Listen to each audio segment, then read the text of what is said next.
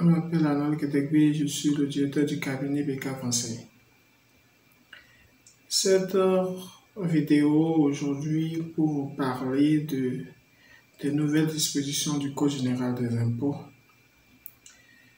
Ce nouveau code qui a été voté le 8 décembre 2021 à travers la loi des finances 2022 a apporté beaucoup de modifications et une hausse de certains impôts qu'il est important que le chef d'entreprise soit informé à temps afin de prendre les dispositions idoines pour se conformer à la loi et prendre aussi des décisions de gestion pour voir dans quelle option fiscale il faut désormais choisir et se conformer à la loi.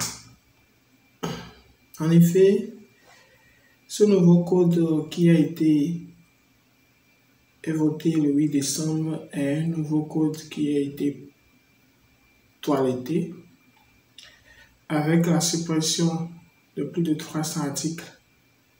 Donc ce code a été revu, simplifié et passé de 300 et quelques pages à 200 pages désormais.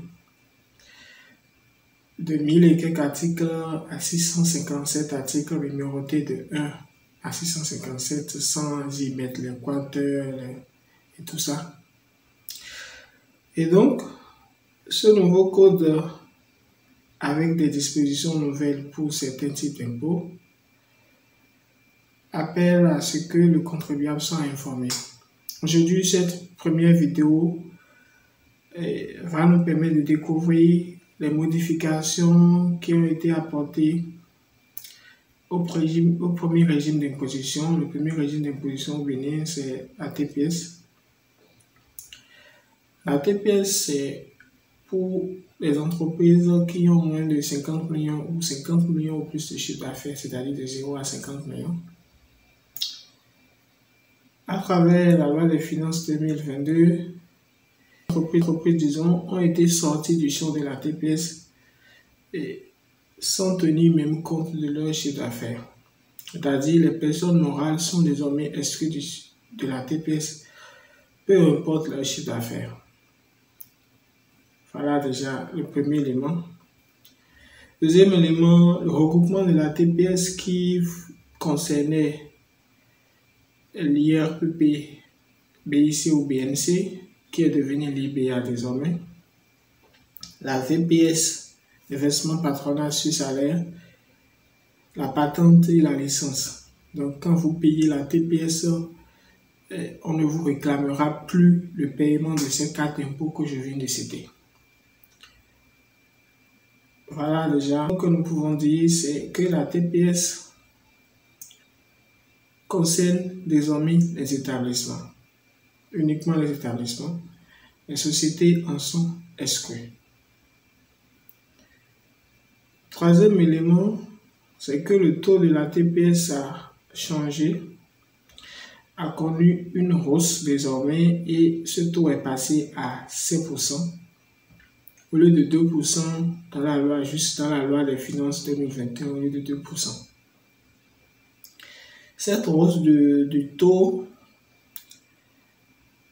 pour la compenser, la loi prévoit désormais que les retenues d'AIB qui étaient jusqu'alors des prélèvements définitifs faits aux entreprises de la TPS soient utilisés pour payer la TPS. Ça, c'est la compensation qui a été faite. Donc désormais, les entreprises qui sont à la TPS peuvent bénéficier des retenues d'AIB qu'on leur fait sur les prestations et autres. Alors, troisième chose, c'est que il y a des changements au niveau des échéances de paiement au niveau de la TPS. Ces échéances de paiement passent désormais au 10 février pour le premier acompte et au 10 juin pour le deuxième acompte. Ce sont les deux échéances. Le montant minimum qui était de 150 000 francs pour les entreprises qui sont, comme dirais-je, qui bénéficient de l'attestation fiscale ce montant minimum a été supprimé et le minimum est désormais de 10 000 francs.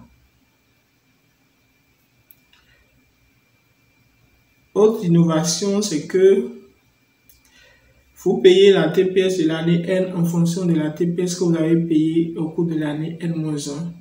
Un peu comme l'IRPP, le paiement des acomptes de l'IRPP ou de l'IS qu'on fait d'habitude.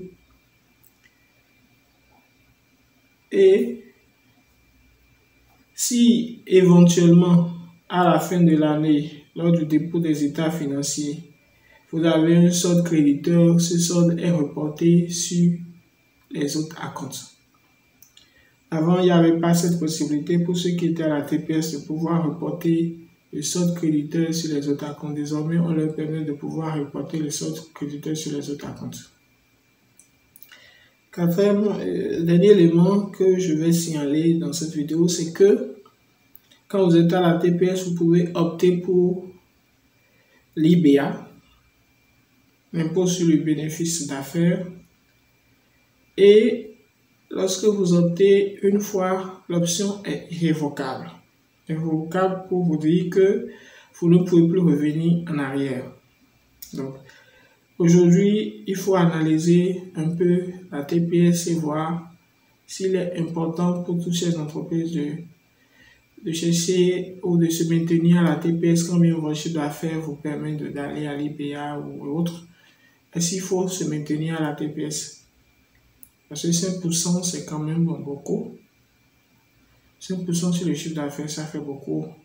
Donc, voyez, c'est des décisions de gestion que vous devez prendre. Et c'est pour ça que nous faisons des vidéos de ce genre pour vous informer des modifications. D'autres vidéos suivront pour les autres impôts qui ont été impactés, qui ont été touchés, les modifications qui ont été apportées aux autres impôts. Je vous remercie pour votre attention. Merci de nous avoir suivis. C'était Anal Ketebi, directeur du cabinet Bika Conseil.